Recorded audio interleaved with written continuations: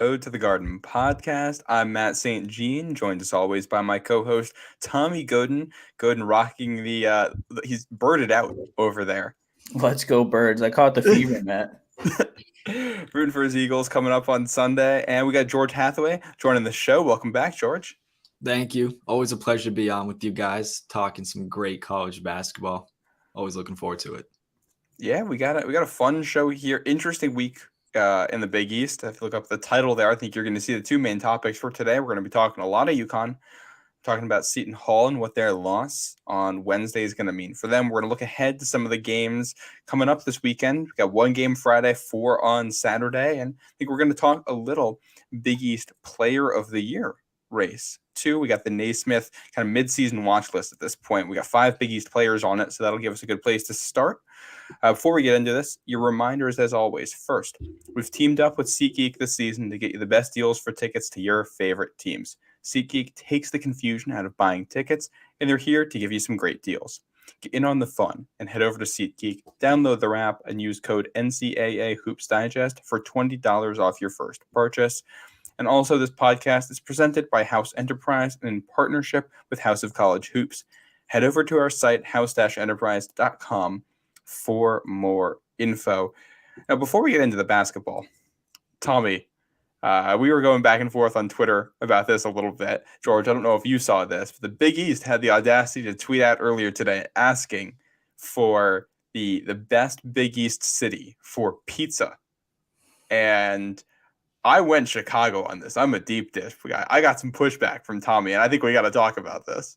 Matt, come on. Chicago, that marinara sauce casserole they have out there, it's disgusting. I know Chicago has some thin crust places, and maybe the deep dish is for the tourists, but I mean just quality. I guess it's more quantity. I mean, you could go to a bad New York City pizza shop and get a good slice. I don't know if you could do that in any other city in the Big East.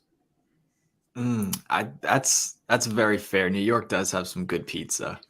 But for me, UConn fans aren't going to like this, but I'm going to say Providence. I think Providence has some really good pizza. It's a great pick. It's a sneaky underrated. I'll tell you this much. I grew up in Connecticut, went to school in Providence, live in New York now. Of those 3 places, I would rank them Providence, Connecticut, New York for pizza. New York has the best availability for pizza. It is unmatched there. But quality per slice in the other 2 places, I think, is better. Oh, I have to agree. I mean, I think New Haven, of course, is a pizza capital of the world. So good. But if we're choosing like Big East, cities and everything like that, I'm going to have to go with Providence. I think there's some really good places on Faneuil Hall. Federal Hill? Oh, yeah, Federal Hill, not Faneuil Hall. Faneuil Hall's Boston. Yes, that's Boston. Yes, Federal Hill. Really good pizza. My dad and I actually went out, Wednesday for that. So right before the Friars game when we went to that. So very good pizza in Providence. Matt, if you're talking quality over quantity, I was going through the replies on here. I don't think I saw this thrown in there, but I mean, I'm biased, of course. I've eaten it more than any other pizza, but how about Philadelphia, man? You got Santucci's, Taconelli's, Angelo's. Oh my God! Next time you're in real, or are you just throwing names at me here? I would just pick Italian names out of a hat here. No, I'm actually getting Santucci's on Sunday for the Super Bowl. But Angelo's Pizza, best slice of pizza. I think like Portnoy gave it a 9.4, something like that. Somebody's gonna correct me on that, but it was in the 9s. It was Philadelphia. Underrated pizza city, apparently. Underrated. So yeah. I've only had deep dish a couple times in my life, but every time I've had it, I've come away being like, wow, that was exquisite. Like, it's an experience when you have it. How do you feel later that night? Amazing. Yeah, that's tough. Refreshed, Tommy. Yeah, a whole new man. No, that's what you eat. You eat a slice of that, and you are down for the night. You're not doing anything. Yeah, tonight it might be the weekend. Just out for the count. You are done. Nothing productive has ever happened after somebody's eaten a deep dish pizza. Ever. That's a statistic. That's real. I mean, I've never had Chicago pizza, But I mean, from what I've heard, I don't know. Not like a lot of people are like hit or miss on it. I just know there's consistency a lot with Providence. I've never in Philly. I think I've only had cheesesteaks down there, not really pizza. So A good I thing can't to really. have. Yeah. So I mean, Philly's known for their cheesesteaks, not pizza. So I think that's why I think a lot of Do they have a people don't really cheesesteak count. pizza down there? Well, it's actually Yeah. called a Philly taco. So what you do is you go and there's this huge slice of pizza. It's called Lorenzo and Sons. You get a huge slice of pizza, then across the street you get a cheesesteak. You put the cheesesteak in the pizza, roll it up in the pizza, and eat it. It's called a Philly taco. I've never done it. It's like a tourist thing, but yeah, look Talk that about up. being out for a weekend. I mean, Oh I my think I had a God, heart yeah. attack just. Might be done for a lifetime. Tommy, the next time I come down, we're doing that. I might have you sign a waiver. I need a review, one bite. I need a one bite review Yeah. from Oh, you it's guys. not going to be high. My cholesterol will be, but the score will not be. Oh my One bite of God. that will set off your levels for the year. My poor blood Yeah. pressure. My doctor's going to kill me. Oh my Yeah, goodness. make sure to go to the doctors before you eat that, not after. Yeah. Oh, yeah. Otherwise, your insurance is not going to like that one. Nope, not at all. Gotta consult with a cardiologist. Yeah. Oh my goodness. Before Yeah, it comes out. I still swear by the Chicago pizza though. I love it. It's fantastic. There's a place in New York that's a guy from Chicago moved here, started his own Chicago style deep dish pizza place a couple of years ago. I love it. I'm gonna die on this hill. I think New York style, like the thin crust pizza, is better on like an every night thing. But if you could only have one, I would take the deep dish because I think if I want like a quick, easy meal, late night food, I'll take like tacos or something. Like that works. But deep dish pizza, you can't replicate that. Matt is known as a big late night Taco Bell guy. Love. I'll Thank get the God for text like Taco Bell rewards. 12:30 a.m. Tommy, rate my order. It's just like $26 worth of Oh my gordita crunches. No. I get the combos. You know, you got to strategize here. Have to hit the combos. Have to. George, are you a Taco Bell guy? I do. I always get their chicken quesadillas, big chicken quesadilla guy. Always get the mild sauce packets though to put on in my quesadilla. Okay. I had tacos on Tuesday and I bought like a thing of the Taco Bell mild sauce to put on my tacos. Ooh. So Nice. I had like at least 6 tacos that night. Oh my God, that sounds so good. That does Yeah. sound so good. Yeah.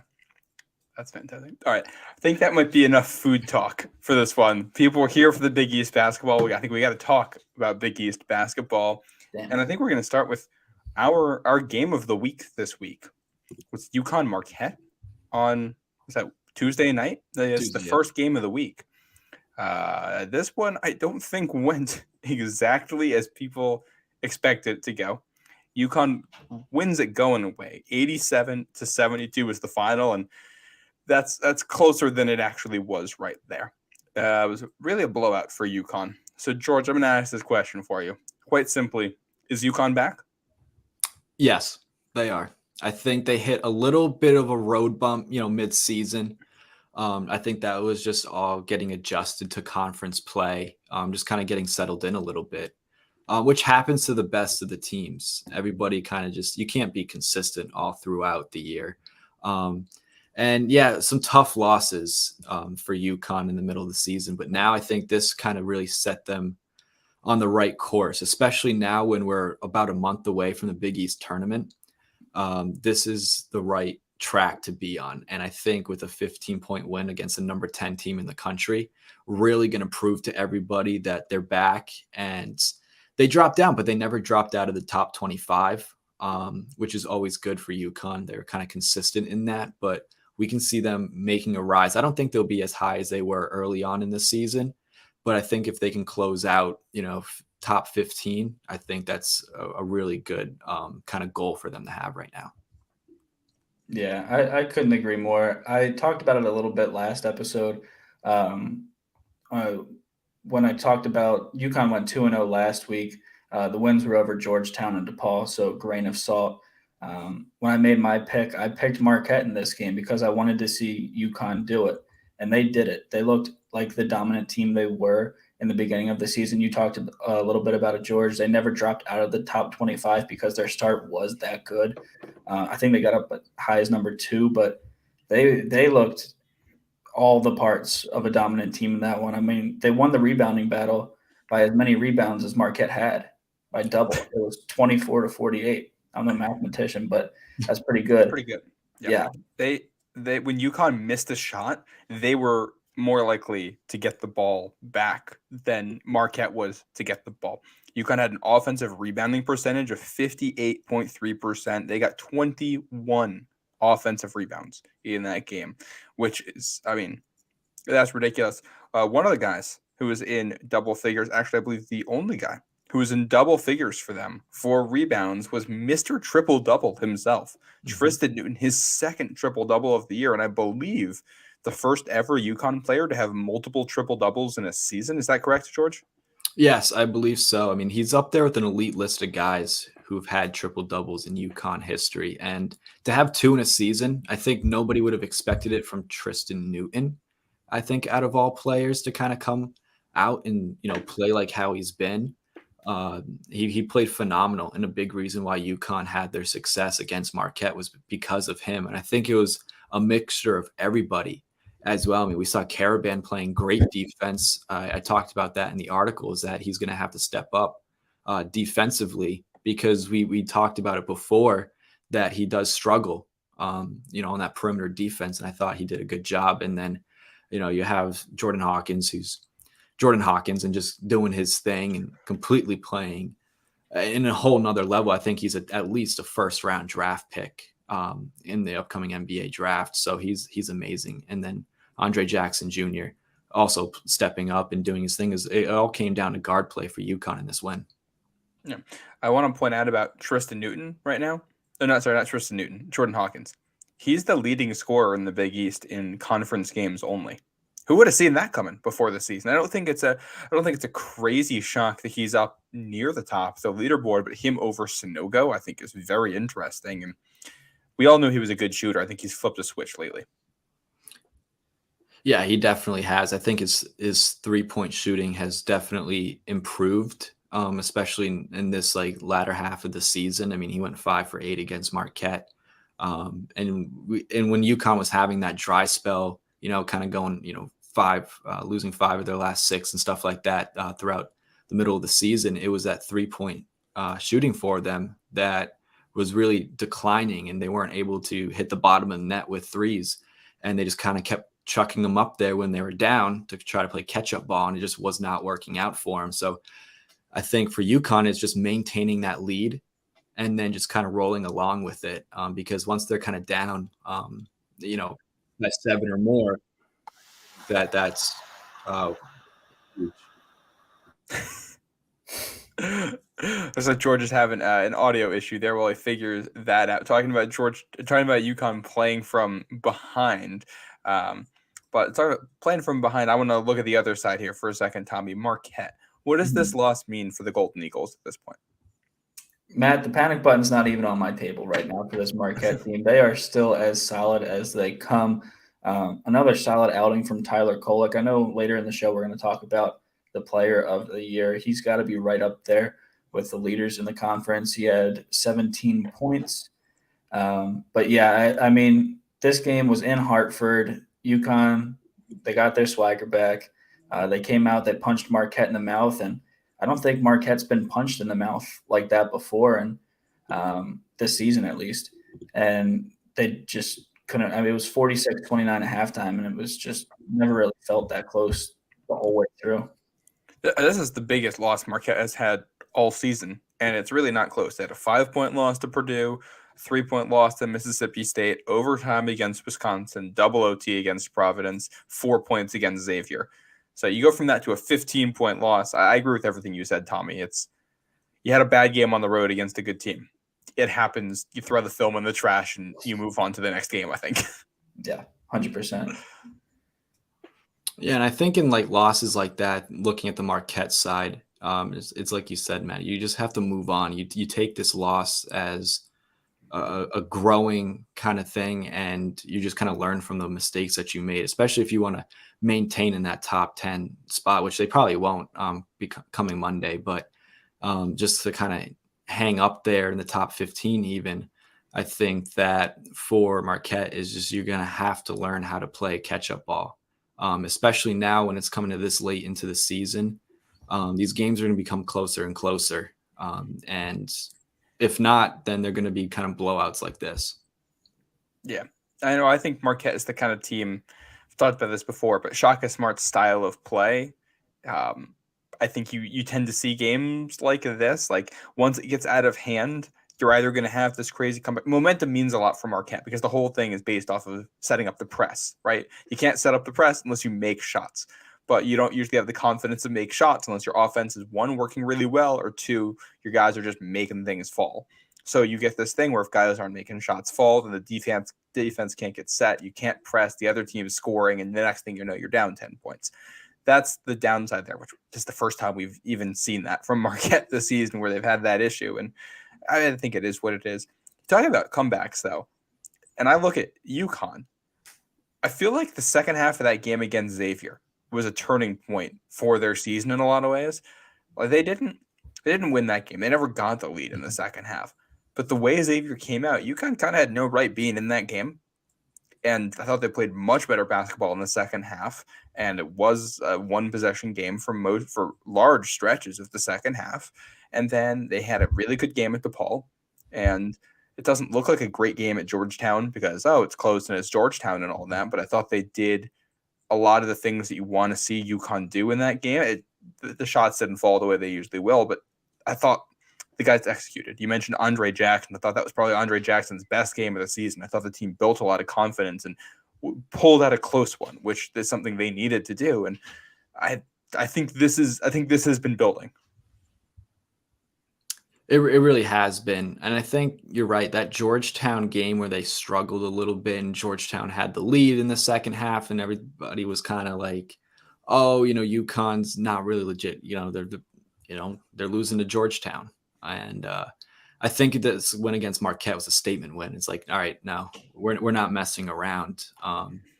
And we're here for real. And I think if UConn plays as the underdog and in the sense that people are counting them out and stuff like that, I think they play a lot better because they have something to prove. But when, they're up to, fourth, the fourth best team in the country, then it's like, all right, everyone's kind of like, all right, yeah, the UConn's really good. They have high expectations and then they don't meet expectations. And it's a kind of a domino effect if you're just at the top, all season long. So I think, this is good for them to kind of stay in the middle and then just kind of prove it towards the end of the season when it really matters. And they're gonna have a chance to prove it again this weekend. They got a tough one coming up. We're gonna be previewing that probably in the back half of this episode. Let's roll through the rest of this week's slate. The other game on Tuesday night was St. John's at Butler, which this game had all the characteristics of a game you would expect between these two teams. It was a close game. An entertaining game. It was not a good game. It was lots of sloppy basketball.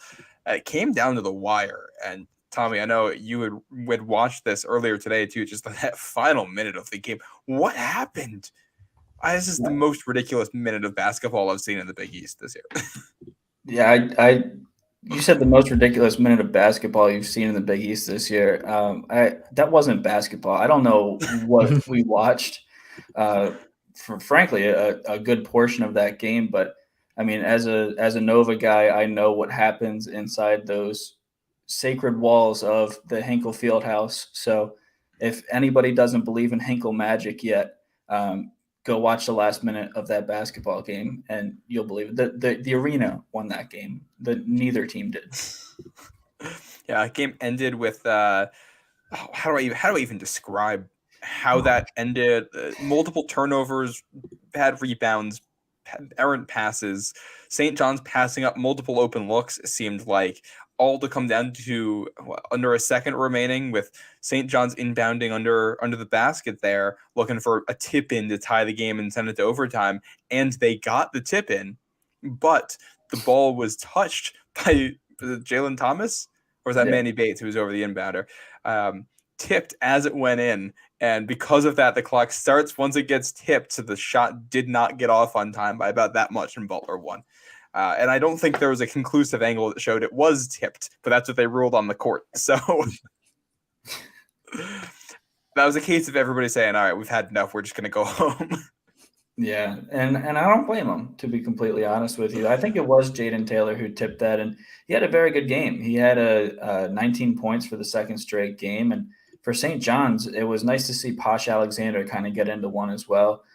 He finished with 17, 9, and 6, which is a very welcome sight for this Red Storm team who just needs something to cling on to right now, some shell of hope, and maybe it's Posh Alexander. Butler and St. John's right now both 4-10 in the Big East. If things were to hold even, that would be your 8-9 game in the Big East tournament, which is the opener to the Big East tournament on Wednesday. So that'd be quite a game if we get that one again at MSG. That was the Tuesday night slate. We'll move on to Wednesday night. The opener was the first game, Creighton at Seton Hall. A game I think Seton Hall kind of needed to win. It was close for most of it. And then Baylor Shireman went sicko mode at the end. He hit 3 threes in a row. He scored more points in the final 10 minutes than Seton Hall did. And this becomes a Creighton 75-62 victory. So, George, how do we feel about Seton Hall's tournament hopes at this point? Do they still have a chance? I think there is a chance, but it's that window's closing. You look at Seton Hall, they're 8-6 in Big East play. And I think that this game against Creighton was must win. But if they're playing like how they did and just against Creighton, then I don't see that really kind of going in their favor to kind of make some tournament, chances, some hope for them. This is a team that, has a coach who's experienced, as we all know, going deep into tournaments. But I think they're a team that you can't count out just yet because you never know what can happen in the Big East tournament. Seton Hall could wake up, but, that always is most likely not going to happen, that they kind of win the Big East tournament. But again, it's March. You never know. So I would say for Seton Hall, you can't count them out yet, but that window is closing in. Yeah, I mean, realistically, I think there are 7 teams that have a chance, at least a chance, to win the Big East tournament this year. And I do think Seton Hall is one of them. I think that they are still in position to make the tournament. If they just take care of business at home, I don't even think they have to sweep Villanova. I think if they split with Villanova and pick up one of these quad 1 wins that's left on their schedule, a lot like UConn, Seton Hall is clinging to a lot of the quad 1 wins that they got in the beginning of the year to bolster that resume. They kind of fell off a little bit, and then now they're back. And I mean, we talked about it last episode, Matt. We have no idea what this Seton Hall team is, and it's February 9th. So they're the biggest enigma in the conference right now. I have no idea what's going on with them. But as of right now, I think that they are a tournament team. So Seton Hall is 15-10 on the season. They're 56 in Ken Palm, 134th offense, 17th best defense. They're 58 in the net. That actually does not have their updated record. So I'm not sure why that isn't updated on that site. But 3-6 in quad 1. They got 3 more quad 1 opportunities left. One is at home against Xavier. The other 2 are on the road at UConn, at Providence. I think you got to take care of that one at home. And you lose at home by 13 points to Creighton. You get blitz out of your own building by Marquette. Providence already beat Seton Hall at home. This is the last chance. This is one Seton Hall I think is going to need against Xavier. That's at the end of February there. So that'll be an interesting one. I think their at-large bid, they're still in this, but you got to start winning the games. You got to win the games that matter and prove you're more than just mediocre. Creighton, on the other hand, this is why you go get Baylor Shireman for games like this, his ability to take over. And we're going to talk about this Creighton UConn game this weekend in a minute, but Creighton looked fantastic, I thought. And that's this is the Creighton team that can be very dangerous in March. Yeah, I'm on Bart Torvik here, and I'm looking at – they have this amazing tool. I like it a lot. Bart Torvik's so cool, and it's free. No shade to Ken Palm. I love them too. But it's called Similar Resumes. And going back, it's a lot of misses. This 2023 team for Seton Hall. for Seton Hall, yeah, missing the tournament. It's one of their similar resumes is the 2021 Seton Hall team and the 2021 St. John's team. You have 2013 Maryland on there. The only at-large that got on there was Tulsa in 2016. So I think you're absolutely right with your with your Xavier point. I think they need to pick up one more of these big wins, and they're in. Yeah, I agree with both of you guys in the sense that I think it's going to be hard to win on the road at UConn and at Providence, just knowing how UConn is really good at home. And then same thing with Providence as well. So a win at home against Xavier would be huge for them, and that would kind of boost them. I think that's what Tommy was saying as well. So that's why I agree with him, is that this will kind of help them out when it comes to Selection Sunday. And you're kind of thinking, all right, they beat Xavier at home.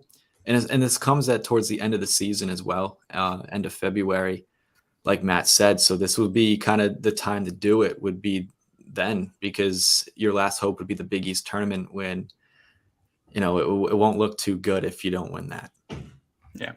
And that's, if you can't beat these teams at home in the regular season, I'm not sure I buy that you're going to be able to do it on a neutral site, especially when you're going to have to beat 2 or 3 of them in a row. They're capable in theory, yeah, but I think I want to see it play out. The only big win they have right now is UConn, and that was a huge comeback, and it was a close game at home. So not a convincing win, that's for sure. Nope. The rest of the Wednesday night slate, we saw Providence and Villanova, both with big home wins over Georgetown and DePaul. George, you were at that Providence-Georgetown game. We'll go through this kind of quick here, but what were your thoughts on seeing that one in person? I thought, it's always great to kind of go up to the AMP and watch some basketball. But like I was kind of saying, is that game, there's nothing really exciting kind of going on. I think it was just a really simple basketball game that was just executed perfectly by both teams. It's just Providence just is the better team than Georgetown. And I think in the first 8 minutes of the game, Georgetown made it interesting. They had the lead a little bit in the first half and then kept it close, but then Providence just came out firing on all cylinders. Bryce Hopkins, he played amazing. He had 17 points against Georgetown. So I think that it was a really fun game to watch, though. Yeah, and that's what Georgetown does, right? They keep it close for as long as like 30, 35 minutes, and then it's just kind of whatever from there. Georgetown pulled it within 7 points with like 7 and change to go, 8 minutes to go. It's right under the 8 media timeout, and saw the Friars hit a 3. Nowak hits a 3. They go into the press. You get a steal. Bryce Hopkins hits a 3. It's a 13-point game, and that was lights out right there. Disappointing news for bettors on this game. The line was minus 13. And Friars win this one by 12. They took a shot clock violation in the final minute, trying to get the clock down. You had the fans yelling, wanting them to score one more basket, take one more shot. So that was the scene there. Kind of a wild scene in Philly for you, Tommy. So a close game between Villanova and DePaul on a night where Jay Wright is honored, Jalen Brunson is honored, and Josh Hart gets reunited with Jalen Brunson. And they get all the Knicks at that game. And what was that game like? The stars were out. The stars were definitely out in this one. And I mean, you were right. I guess it was a close game. They won by 16, but it didn't feel like they won by 16. But that was probably the most fun I've had watching a Villanova game all year. I mean, Kyle Neptune gets a lot of backlash on everywhere for everything he does. Whatever he does, Jay literally said he wouldn't do anything different. It's just the fact that there's a new first-year head coach in there, and that they take the brunt of the hit. But I mean, that was a beautifully coached game by him. Villanova came out in a 2-3 defensive set, and Brendan Housen, I think it was, house athlete Brendan Housen, he got burned on a 3 and immediately switched back to man-to-man, and that seemed to work the rest of the way. But the minute allocations, the defense, the set plays, we saw a set play for Brendan Housen, which was amazing. We've been dying for that all year. This was a really solid win for Villanova. They're going to have to, do their best to replicate it here on Saturday. It is their biggest game of the season. But yeah, going back, that was a fun game to watch and fun to bump elbows with all those guys. Lots of names in the building. Then Villanova. This was a 5-point game with under 5 minutes to go, and Villanova ended on an 11-0 run. Did you see them do anything differently, or? I don't know how much of it was Villanova hitting their shots and how much of it was just DePaul just being so bad on defense. DePaul's defense is terrible. I mean, it was nice to see Villanova close out a game under 5 minutes, but again, taking it with a grain of salt. DePaul doesn't close out games well, and neither does Villanova, but the shots were falling. Justin Moore and Caleb Daniels were lights out from beyond the arc in the under 8 media timeout. I think Caleb Daniels hit 3 threes in a row, and then Justin Moore hit 2 threes in a row, and the place was going bonkers. It was nice to see Justin Moore back. I think he might have had 20. Matt, you're the stat guy. He had 17. 17. There we go. Leading scorer was Daniels with 18. Yeah. So again, every game that Justin Moore's played in, his points have gone up. It's nice to see him shaking the rust off. If they can get a fully healthy or close to fully healthy Justin Moore down the stretch here, it would go a long way for them. Yeah, we'll see what Villanova looks like there in the Big East tournament. Going to be very interesting to see how this team develops over the next month. Still, I mean, they're finally coming together. We'll see whenever Jordan Longino ends up coming back. Could that be this Saturday? We'll talk about that in a minute. But let's look ahead to the weekend slate. We got Friday night hoops this week. First time we've had Friday night hoops in a while. Xavier at Butler. This is the first time these two teams have met since Butler knocked Xavier out of the Big East tournament last year. So that's the last time these two teams saw each other. And I don't think we're going to see Butler get another win here. Although Xavier's only favored by 5.5 points in this one, which surprised me to see. George, we'll come to you on this one. What are you looking for in this game? So I think it's going to be an Xavier win, but I think Butler will make it close. I think that this would be a huge win for Butler, who needs it, I believe. I think we talked about how St. John's and Butler are really they're tied at 4-10 in the Big East, but this could really be big for Butler to knock down the best team in the Big East. But I don't think it's going to happen, and probably won't. But I think they will make it close after getting a big win last week too. Yeah. Well, and I think that's kind of interesting. Like, this is a Butler team that has not been very good in Big East play at all, but they have a couple of random games where they play a team well at home in particular. I mean, they beat Villanova there. They just beat St. John's there. Something about that building too does something to shooters. Like in Hinkle, the way the sight lines are different, you got a different depth behind the basket there. And we've seen shooters go there and have issues. So that's one where I look at Xavier as a shooting team, one that has struggled a little bit on the road relative to how they've done at home shooting. Maybe that's something that trips them up. We did see last year's Big East regular season champion Providence went out to Butler, down a starter in that game, and they were down by 19 points, had to force overtime just to come back and win that one. So we've seen teams as good as the Xavier team, down a starter, go there and struggle. But yeah, I'm not sure. I'm still taking Xavier and the points in this one. Yeah, what was it, like 5.5? 5.5. Does that make any sense to you? I'm sorry, I missed a little bit of that conversation. Ken Palm has this as a 6-point spread, which was wild to me. Why? It's because Butler played relatively good basketball in the non-conference compared to what they've done in conference play, and they don't weight based on what you've done recently in that. I was actually playing around with this on Bart Torvik the other day. Another advantage to Bart Torvik, you can like do all kinds of crazy sorting and stuff on there. It's a ton of fun to just go on there and you could waste away hours looking at stuff. If you look at all the teams in college basketball, sort them only by conference games played, Butler is, I believe, the third worst team in a power conference. Only Minnesota and Louisville are worse. They are worse than Georgetown was last year when you take into account only conference games. Jeez. That's not going to get it done. Yeah. They beat Kansas State, though. somehow. Yeah. That one win.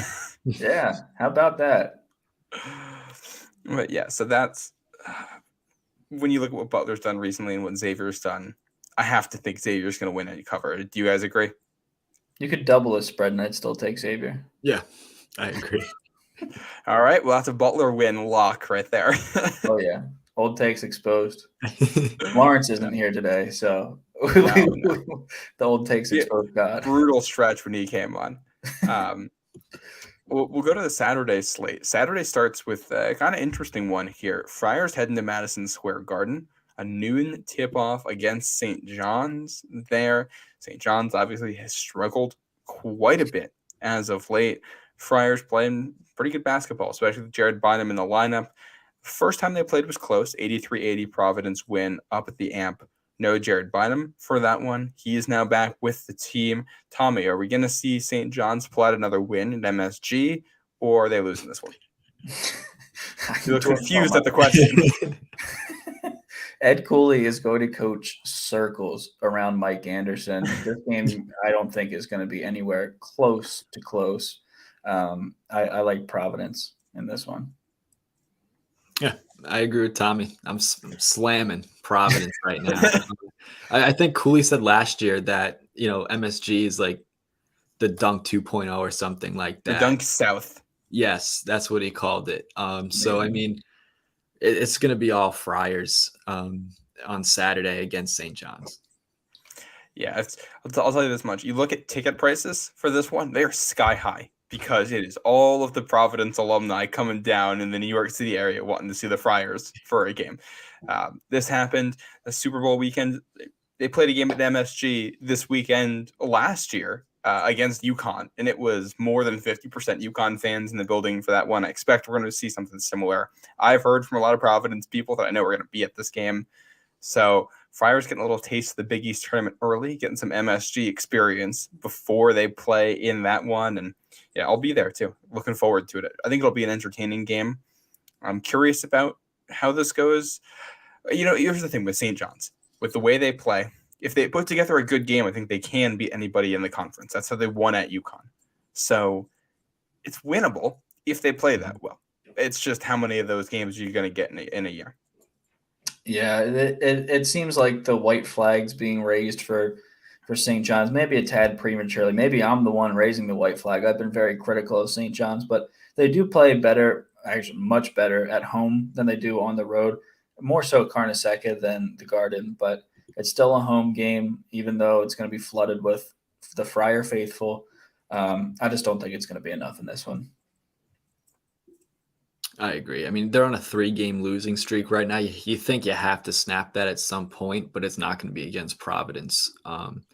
They can make it close if they tried, but I don't think – I mean, especially with the addition of Jared Bynum being here for at least this matchup, that's going to be a huge difference maker. And if St. John's can have an answer for him defensively, I don't think they do. Yeah. And I think this is at worst a neutral floor for the Friars too. I don't really see this as a road game for them. So, yeah, I'm taking the Friars, and whatever the spread is, I think I'm going to take that one too. There's one other game here at noon on Saturday. So that's the game that's on Fox. So that gets the national TV window in Fox Sports 1.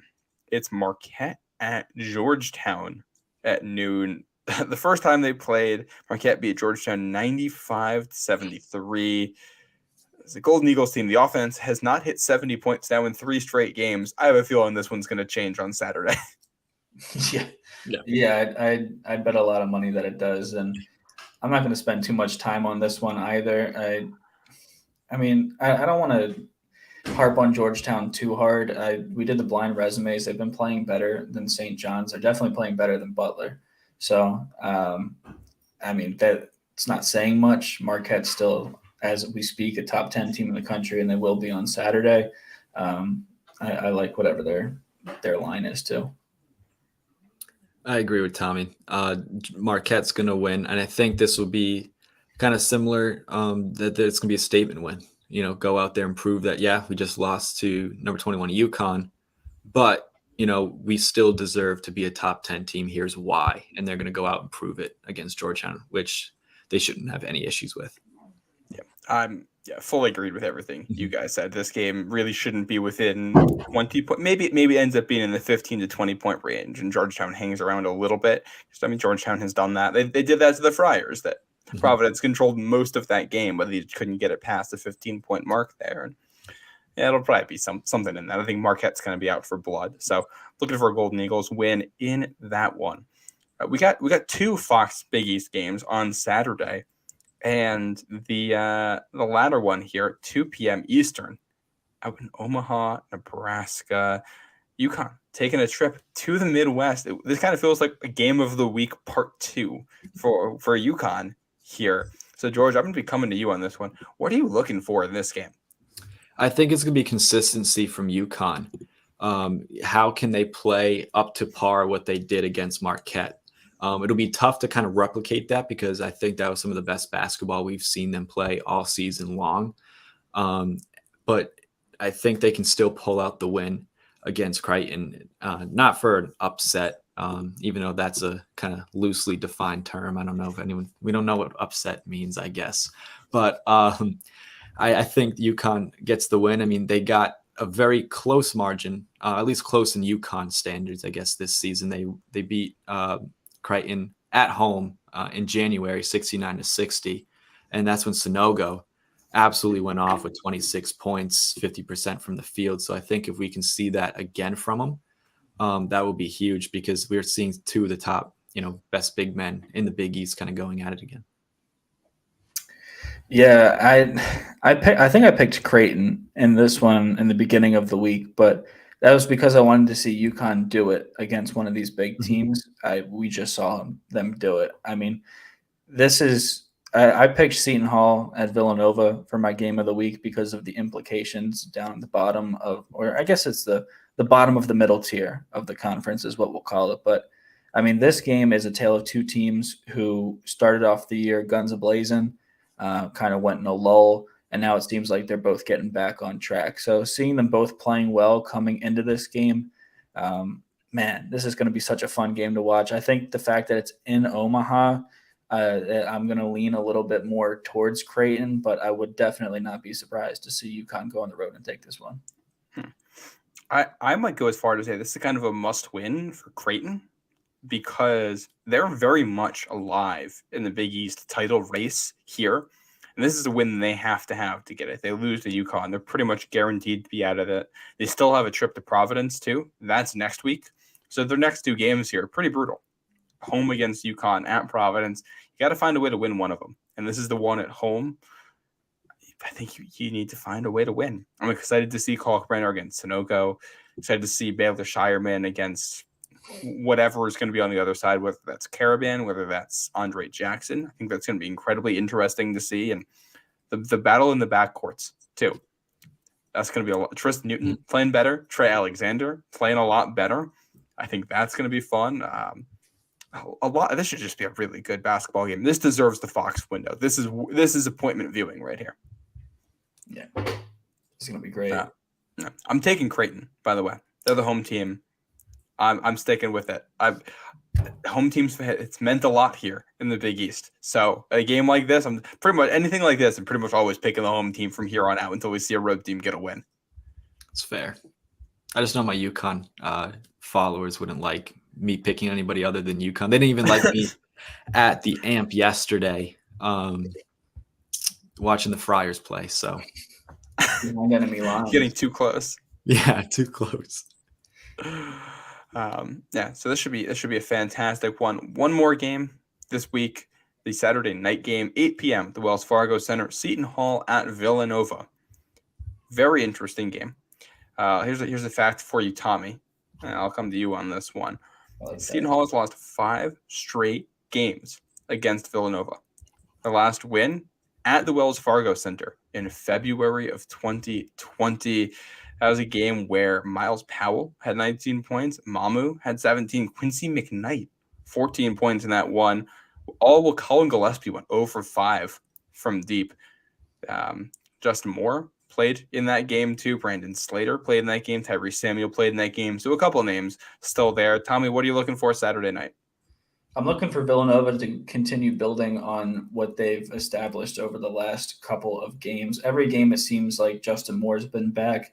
The team's been getting better. I know Emma Houghton mentioned this on the State of the Nova Nation podcast, but it was tiring a little bit hearing of the impact of Justin Moore being on the floor for this Villanova team and not him doing it himself and getting to a basket, which is completely understandable. I mean, the dude just tore his Achilles 9 months ago. So it's been great to see him progressively getting more points per game. Each game he's played, progressively getting better, more confidence on his shot from beyond the arc. I'm looking for Villanova to continue building on what they've established. I'm looking for them to continue the intensity on defense. We saw a little bit of pressing early in the DePaul game. We have some more bodies for rotations. Of course, the Jordan Longino status is up in the air right now with what I've been told from some people I trust. It's doubtful that he'll play on Saturday. I think maybe later next week. But, I mean, with or without him, they're going to have to take care of business in this game. This is the first time I'm saying this year for Villanova. This is a must-win game for them if they want to have any aspirations of playing postseason basketball. So, yeah, I mean, for Villanova, it's going to be just continuing what they're doing. It's going to be solid defense, and everything else is going to take care of itself. I think Villanova does get the win, but I wouldn't be surprised if Seton Hall makes it closer. They kind of get the win as well. I think we've kind of seen them in a trend where they need to win these games now. And, losing, a few days ago, I think that was a tough loss for them. So I think they have to rebound. And it wouldn't be a better win to get it than against Villanova. But I think, deep down inside of me, Villanova gets the win. What I find crazy about this one, so when Villanova has the ball, it's going to be the number 44 offense against the number 17 defense in the country. And then they go back down the other end of the floor, and it's the number 134 offense against the number 104 defense.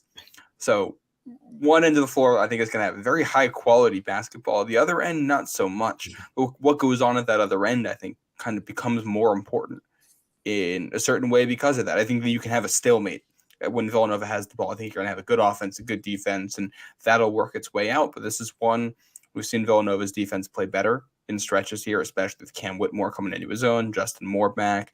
The defense can play better. They can take over this game and shut down the Seton Hall offense that has really struggled. The flip side, we have seen Seton Hall play well against some bad defenses, especially St. John's. So if Villanova's defense is not up to the task, Seton Hall could kind of start getting away with this one and quiet that building on the road. Did you guys both take Villanova? Yeah. I took Villanova in our thing. Part of me wants to take Seton Hall just for fun now, but I'll stick with Villanova in this one. I'll take the home team. Villanova's playing better basketball as of late. So we'll take the Wildcats in that one, and that'll wrap up the weekend. That's all. That's the biggest game in Philly for a Philly team this weekend, right? Can't think of anything. But dude, what a week! That's gonna tip off everything. Like we got that tip off at 8:30, and then we got the UFC main event later that Saturday night. Wake up, go to brunch, and then Sunday got the Waste Management Phoenix Open. That's what everyone's dying to watch on the Golf Channel. Hey, I want to throw another sporting event on Sunday, kind of a must-watch here. Best women's basketball game of the season.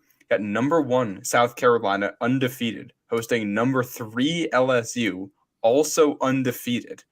Rivalry, and they're the only 2 undefeated teams left in women's college basketball at this point. They're playing, I think, 2 p.m. Eastern on Sunday. So that, I think, is going to be fantastic. This is the game before the game. Oh, yeah. Women's basketball, fun fact, UConn lost consecutive games for the first time since 1993 this week. Times are changing. It was 1,038 days or something like that, or games, I think it was. Insanity. Yeah, that's nuts. That's crazy. Yeah, I can't believe that. If we want to tie this back into the Big East too, that LSU team, I know we talked about Joel Soriano and his double-double streak. Angel Reese for LSU. She's got a double-double in every single game this season. Impressive. Yeah, That's really she's a good. beast. So I'm just throwing that out there for a Sunday watch before the Super Bowl. Should be a good one.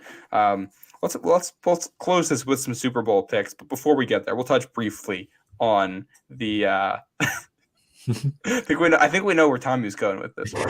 Go Birds. I want to talk about Big East Player of the Year race in particular because you're here, George, and we got 5 names today for the Naismith Player of the Year award watch list. And this is the midseason teams. They picked the top 30 players right now. 5 Big East players on it. The names mentioned: Sule Boom from Xavier, Bryce Hopkins from Providence, Ryan Kalkbrenner from Creighton, Tyler Kolek from Marquette, Adama Sanogo from UConn. Sanogo was the preseason Player of the Year. I wanted to get your perspective on him. Do you think he's still got a chance to win Big East Player of the Year?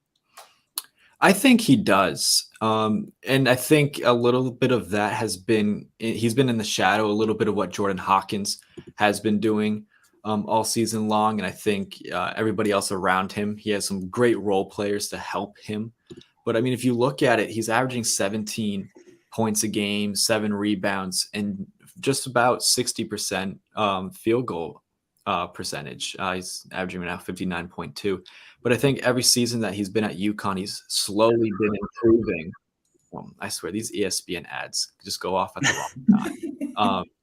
But yeah, so I think just we've seen him improve throughout his career at UConn. And this would be the year for him to kind of get Big East Player of the Year, because I think he's just dominating the game at such a high level that he quietly puts up, like 26 points, and you just like don't even realize it until the end of the game. You're looking at the box score and you're like, oh my goodness, Sanogo had that many points, and he's just a bully down low.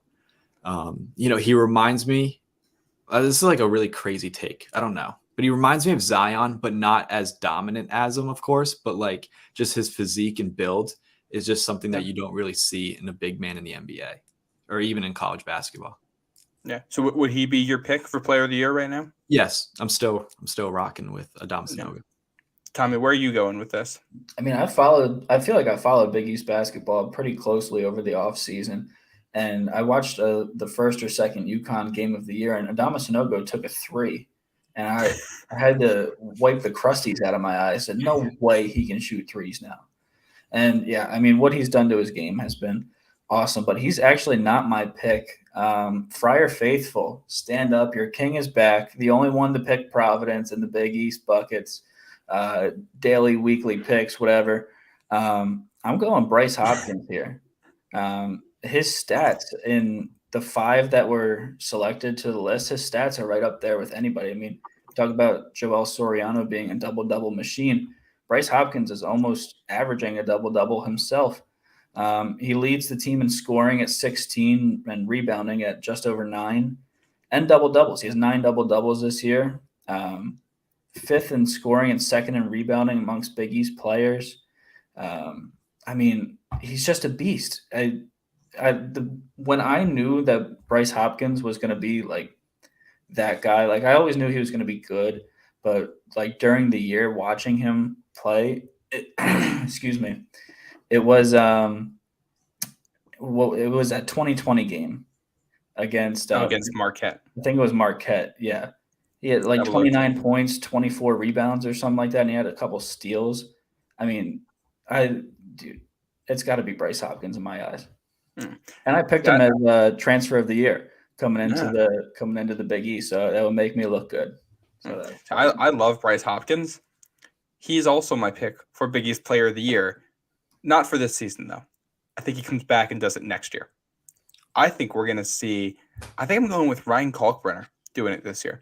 If Creighton puts together a run, I think he's the best center in the conference from what we've seen. I think he's a shoo-in for Defensive Player of the Year. I think how bad Creighton looked without him shows just how valuable he is to that team and just how much of a difference he makes on the game. He's so incredible, and he changes the way you have to space the floor. He makes such an impact. The other guy I'm going to say is Sule Boom here, just because I think Xavier's the only team that controls its destiny when it comes to winning the Big East regular season right now. And if they do that, they might just give this thing to the best player on the best team in the Big East. And if that's the case, it's Sule Boom. Kalkbrenner's my pick. Boom, I think, is kind of the runner-up there. And I think Tyler Kolek also, we have to mention him here. I don't think we have this discussion without mentioning him. He's the best passer. He gives you so much as a scorer, too. I don't know if he's going to win Big East Player of the Year, but I think he's one of the most important players in the conference and a shoo-in for first team. Yeah, he's probably the best passer in the country. I mean, I'd have to go through it, but I watch a lot of non-Big East basketball, and when I come back and watch a Marquette game, watching Tyler Kolek's really a treat. I would have to say Bryce Hopkins is my second. I think he's just been playing phenomenal this year. So that's why I think I still sticking with Sanogo, but I do see Hopkins making a run. Yeah. He averages a double-double in Big East play right now, which is great. It's only he and Soriano that average that. So I don't think there's a bad pick in that group. I think if you said of that group, we're just going to take whichever one's on the team that wins the Big East, I think you'd end up with you could always argue that's the right pick here. Yeah. Yeah. All right. That's basically going to do it for us. Let's go around here and give our Super Bowl picks before we're out. Since we got that this Sunday, I think we know who Tommy's going with. George, who do you got? It's tough. It really pains me to say, especially as a Patriots fan, but I'm going with the Eagles. I want the Eagles to win. One, just because not a big Chiefs guy, but I think they have a tremendous offense. Jalen Hurts is amazing. A.J. Brown, Miles Sanders, everybody on that team. And then defensively, they're very strong too. And I just don't like Kansas City. So like the lesser of two evils really for me here. If it could end in a tie, I'd be so happy with it. But fly Eagles fly for the weekend. Do you see what the CMC, Christian McCaffrey, said? So it's just what a bunch of losers the 49ers are. I've never seen a group of more like salty people. Dude, Robbie Gould is taking shots. The kicker is taking shots at the Eagles now. Oh, we should have a third quarterback. Yeah, maybe try defending or protecting your quarterback. They've always been. I didn't get that quote. You've always been allowed to have a third quarterback on the roster. It was the choice of the coach to not have a third quarterback active. Whether or not you should change the rules, that's one discussion. But it was your own fault to not have another quarterback there. That's and then you got Patriots. The Patriots. Brandon Ayuk crying, "I'm taking all my money to the bank and putting it on the Chiefs." Yeah, all right. What a loser he is. What were you saying, George? I'm pretty sure the Patriots had 3 quarterbacks on the roster. I mean, they needed it. Oh, yeah. By the end of the season, no, because they stashed Brian Hoyer on IR after we found out Bailey Zappi could actually play football. Yeah. But then they put one on the practice squads and stuff. Yeah. I'm taking the Birds in this one. I think they're going to win the battle in the trenches, and I think that ends up being the difference maker. I don't think that Philly's defense is going to do to Mahomes what like Tampa did a couple of years ago. But I think they'll make life miserable enough that this will be a 1 or 2 possession game, and that's kind of the difference maker. And I don't think Kansas City can stop what Philly's doing on offense, quite frankly.